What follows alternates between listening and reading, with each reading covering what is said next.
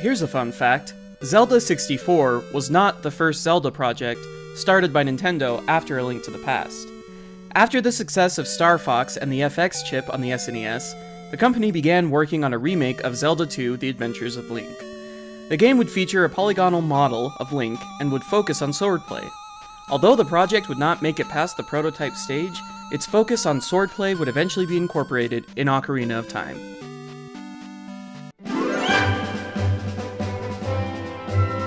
Nintendo debuted the first footage of what was then titled Zelda 64 at Space World in 1995. The footage was created using a modified Mario 64 engine. It showed Link in sword-to-sword combat with a knight. While the footage was little more than a tech demo, it was still enough to get Nintendo fans incredibly hyped.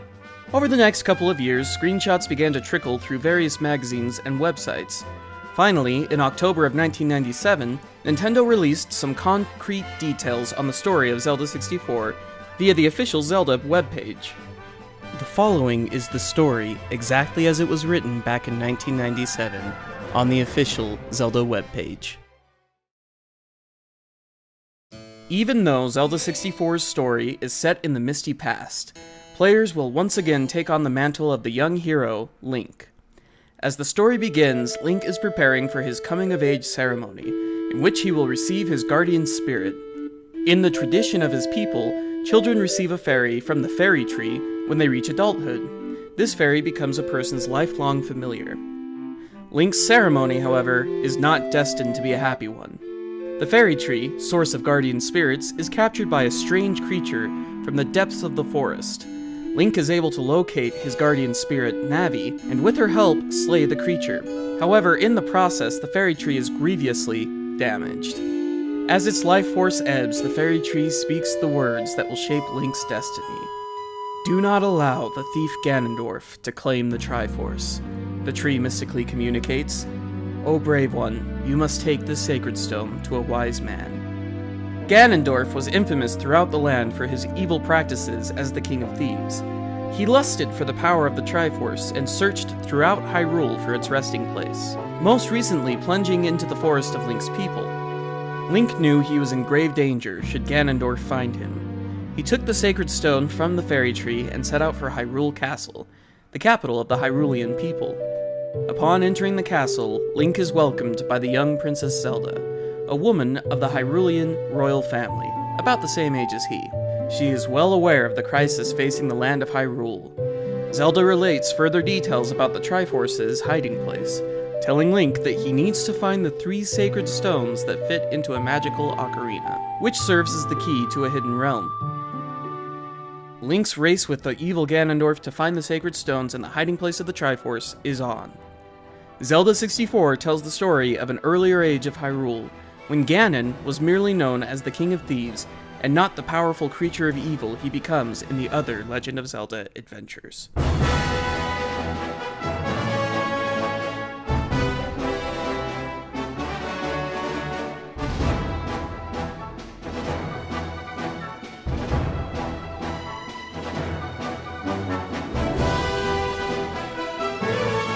While the general premise was pretty much the same, there were a few changes.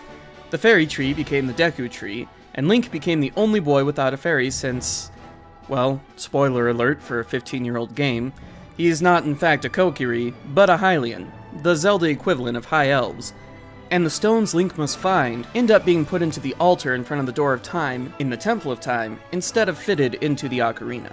Of course, the biggest change came in the form of splitting the story into 2 separate time periods.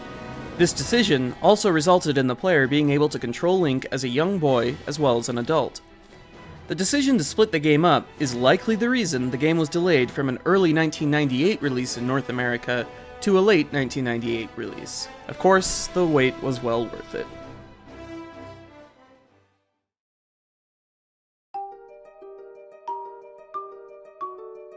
Early in the development of Ocarina of Time, developers rebuilt the first dungeon from the original Legend of Zelda title.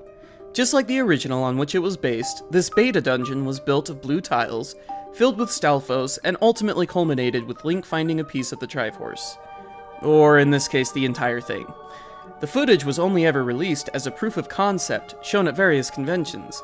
but that did not stop screenshots of the footage from finding their way to the young internet.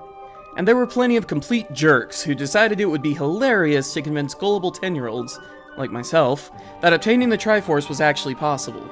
There were some variations of the bogus rumor. For instance, one forum stated that obtaining the Triforce, which would fill the silhouette in the center of the medallion section of the quest subscreen, would allow the player to save after defeating Ganondorf. This would allow for the exploration of a fully thawed Zora's domain and various other perks. Methods proposed for obtaining the relic varied widely. One famous method involved throwing a bomb in the exact center of the lava pit under Ganon's castle, draining the lava, and then jumping down to the center and finally playing the Overture of Sages, an ocarina song supposedly learned from Kapora Gabora, that big, obnoxious owl. The player would then be transported to the Temple of Light, or Light Temple, wherein they would finally find the Holy Triforce. I spent hours upon hours trying out these methods. Seriously. I restarted the game countless times, hoping to finally obtain what was ultimately unobtainable. Thank you, you late 90s ancestors of internet trolls. Thank you for wasting so much of my valuable childhood hours. You dirty sons of...